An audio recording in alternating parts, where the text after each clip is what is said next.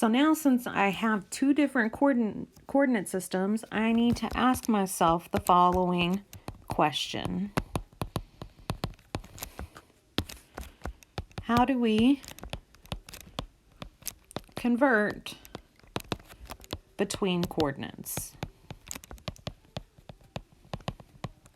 You can think of it as being like two different languages. In order to communicate effectively, we have to have someone convert or interpret from one language to another. And so the same thing here. So to get how to convert, let's think about our coordinates here. Let's say I have a point in the first quadrant.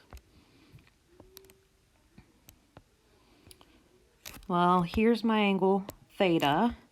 This horizontal distance is x, this vertical distance is y, and the distance from the origin is r.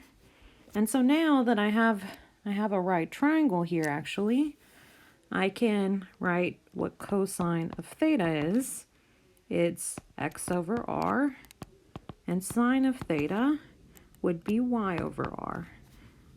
So if you solve for x in this first equation, you're going to get x equals r cosine theta and y equals r sine theta. So these are my two formulas here that tell me how to convert. They tell me how to convert from polar back to rectangular.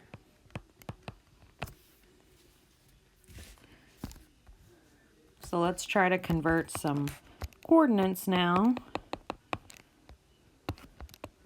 Convert the point 2 pi over 3 from polar to Cartesian coordinates.